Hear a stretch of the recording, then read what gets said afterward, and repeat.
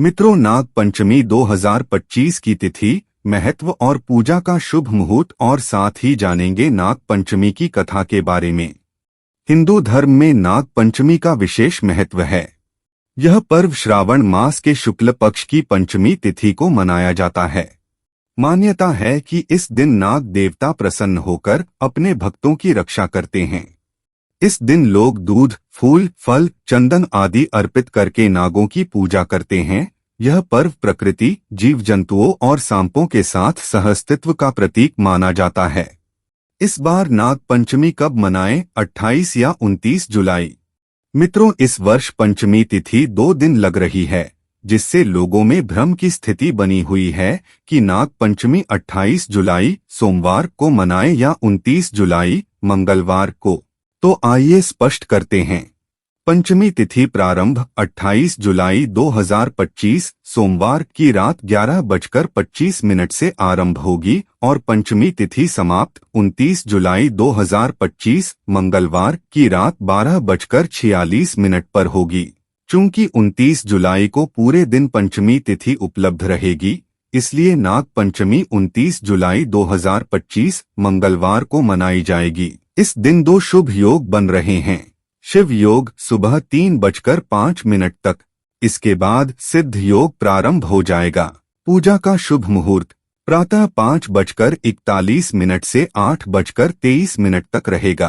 कुल पूजन अवधि लगभग 2 घंटे 43 मिनट। इस समय के दौरान आप नाग देवता की पूजा कर सकते हैं। आइए मित्रों, जानते हैं नाग पंचमी व्रत का महत्व, विधि और विशेष पूजन जानकारी। नाग पंचमी का दिन अत्यंत पावन और शुभ माना गया है। मान्यता है कि इस दिन शिवलिंग पर जलाभिषेक करने और विधिवत शिव पूजा करने से कालसर्प दोष का प्रभाव कम होता है। इस दिन से प्रतिदिन माथे पर तिलक लगाना भी शुभ माना गया है। ऐसा करने से व्यक्ति को पितृदोष से भी काफी हद तक मुक्ति मिलती है। अष्टनागों की पूजा। नाग पंचमी के दिन विशेष रूप से अष्टनागों की पूजा करनी चाहिए। व्रत नियम। चतुर्थी तिथि नाग पंचमी के एक दिन पहले को एक बार ही भोजन करें। पंचमी तिथि के दिन पूरा दिन उपवास रखें और संध्या के समय ही भोजन करें। पूजा विधि। पहली विधि, नाग चित्र या मिट्टी से बनाए गए सर्पों को लकड़ी की चौकी पर विराजित करें।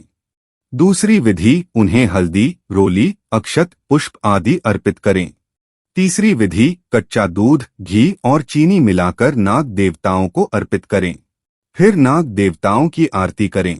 अंत में नाग पंचमी की कथा अवश्य सुनें। विशेष मान्यताएं।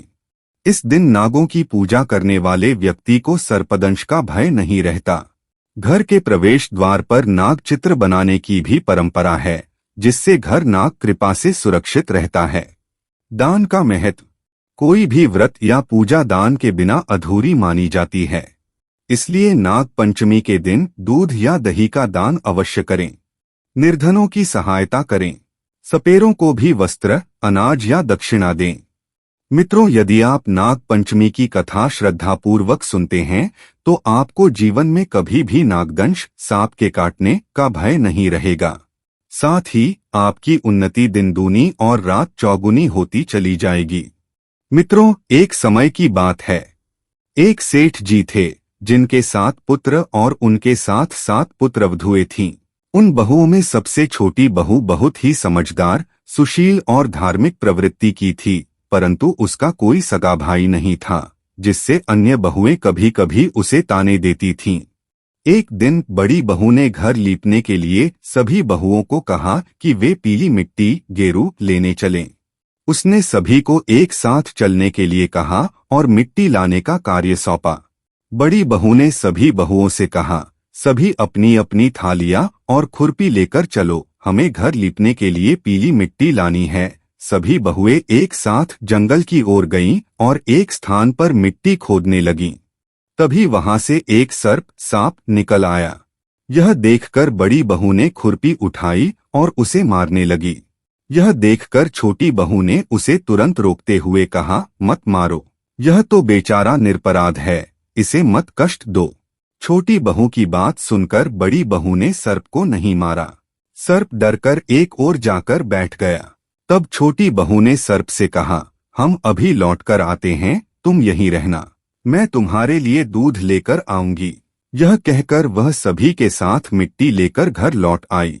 लेकिन घर आकर वह कामकाज में इतनी व्यस्त हो गई कि वह यह बिल्कुल भूल गई कि उसने सर्प से दूध लाने का वादा किया था।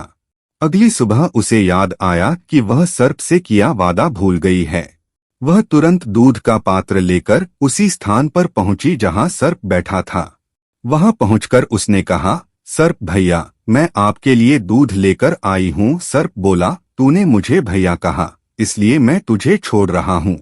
नहीं तो तूने झूठा वादा किया था और मुझे धोखा दिया, इसलिए मैं तुझे आज डसने ही वाला था। छोटी बहू हाथ जोड़कर बोली, भैया, मुझसे भूल हो गई, मैं क्षमा मांगती हूँ। तब सर्प ने मुस्कुराकर कहा, ठीक है, तू आज से मेरी बहन हुई और मैं तेरा भाई हुआ।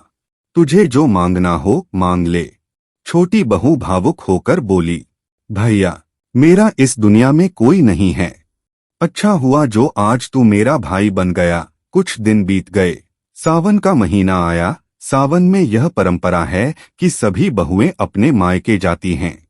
सेठ जी की 6 बहुओं के भाई उन्हें लेने आए, लेकिन छोटी बहू वहीं बैठी आंखों में आंसू लिए रोने लगी, क्योंकि उसका कोई सगा भाई नहीं था। तभी वही सर्प, जिसने छोटी बहू को बहन बनाया था, मनुष्य का रूप धारण करके उनके घर आ पहुंचा।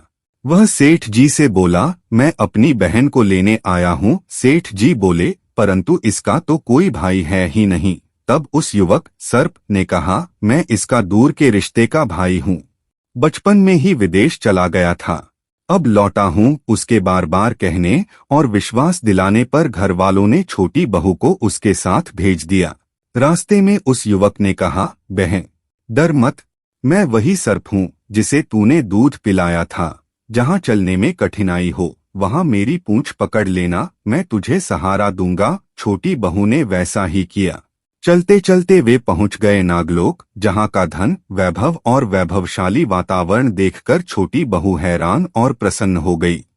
एक दिन सर्प की माता, जो नागलोक की रानी थी, छोटी बहू से कहा, मैं बाहर एक आवश्यक कार्य से जा रही हूँ, तू अपने भाई को ठंडा दूध पिला देना, उसे गर्म दूध नहीं देना। परंतु छोटी बहू ध्यान नहीं रख सकी और गलती से गर्म दूध ही पिला दिया। गर्म दूध पीने से सर्प का मुख बुरी तरह जल गया। उसे तड़पते देख सर्प की माता अत्यंत क्रोधित हो गई, परंतु सर्प ने उन्हें शांत किया और कहा, माँ, बहन से अनजाने में यह भूल हो गई है, इसका मन शुद्ध है। तब सर्प ने कहा, अब बहन को उसके घर भेज देना चाहिए। फिर सर्प और उसके पिता ने छोटी बहू को बहुत सारा सोना, चांदी, रत्न, वस्त्र और आभूषण देकर सम्मानपूर्वक उसके घर भिजवा दिया। जब छोटी बहू अपने घर पहुंची और उसके साथ लाया गया अत्यधिक धन वैभव सबने देखा तो सभी आश्चर्यचकित रह गए। बड़ी बहू ने ईर्ष्या से कहा, तेरा भाई तो बड़ा धनवान है, तुझे उससे और भी धन लाना चाहिए था। यह बात सर्प ने सुनी तो उसने सभी वस्तुएं सोने की बनाकर भेज दी। बड़ी बहू फिर बोली, इन सोने की वस्तुओं को झाड़ने के लिए झाड़ू भी सोने की होनी चाहिए। तब सर्प ने सोने की झाड़ू भी लाकर दे दी। एक दिन सर्प ने अपनी बहन को हीरे माणिकों से जड़ा एक अद्भुत हार भी भेंट किया। उस हार की चर्चा पूरे नगर में फैल गई। जब उस देश की रानी ने उस हार के सौंदर्य की चर्चा सुनी तो वह लोभवश राजा से बोली, सेठ की छोटी बहू का वह हार मुझे चाहिए, किसी भी प्रकार वह मेरे पास लाया जाए।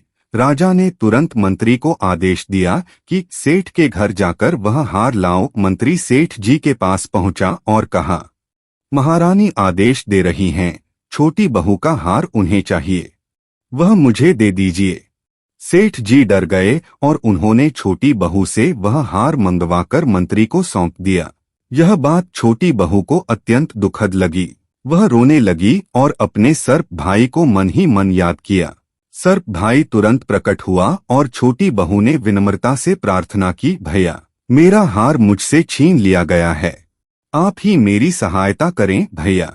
रानी ने मेरा हार छीन लिया है, तुम कुछ ऐसा करो कि जब वह हार रानी के गले में हो तब वह सर्प का रूप ले ले, और जब वह मुझे लौटा दे तभी वह हीरे माणिकों का हार बने। सर्प ने उसकी बात मान ली और ठीक वैसा ही किया। जैसे ही रानी ने वह हार अपने गले में पहना, वह तुरंत सर्प बन गया।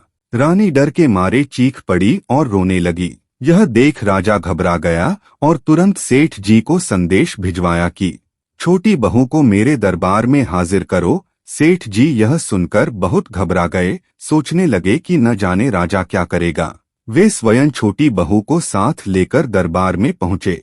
राजा ने पूछा, तूने क्या जादूटोना किया है? मैं तुझे दंड दूंगा। छोटी बहू ने हाथ जोड़कर उत्तर दिया, राजन, मुझ पर कृपा करें, मैंने कोई जादू नहीं किया। यह हार ही ऐसा है, मेरे गले में यह हीरे माणिकों का बन जाता है और किसी और के गले में यह सर्प का रूप ले लेता है। राजा ने परीक्षा लेनी चाहिए और कहा, ठीक है, यह हार अभी पहन कर दिखाओ। जैसे ही छोटी बहू ने वह हार गले में डाला, वह तुरंत हीरे माणिकों से चमकने लगा। यह देखकर राजा को विश्वास हो गया। वह बहुत प्रसन्न हुआ और छोटी बहू को बहुत सी मुद्राएं, सोने चांदी के सिक्के पुरस्कार में दी। छोटी बहू वह हार और पुरस्कार लेकर घर लौट आई। जब वह घर पहुंची, उसके पास आए धन, वैभव और सम्मान को देखकर बड़ी बहू फिर ईर्ष्या से जल उठी। उसने अपने पति को भड़काया और कहा, देखो, छोटी बहू के पास इतना सारा धन कहाँ से आया है? जरूर इसके पास कोई बड़ा राज है। कुछ करो। यह सब देखकर बड़ी बहू के पति ने अपनी पत्नी को बुलाया और कहा, सच सच बता, यह धन तुझे कहाँ से और कौन देता है? छोटी बहू यह सुनकर मन ही मन अपने सर्प भाई को याद करने लगी। उसी समय सर्प देवता प्रकट हो गए और क्रोधित स्वर में बोले, यदि मेरी धर्म बहन के चरित्र या आचरण पर किसी ने संदेह किया तो मैं उसे निगल जाऊंगा। यह सुनते ही छोटी बहू का पति घबरा गया। फिर उसे अपनी भूल का एहसास हुआ। वह बहुत प्रसन्न हुआ और सर्प देवता का आदरपूर्वक स्वागत किया। और तभी से उसी दिन से नाग पंचमी का पर्व मनाया जाने लगा।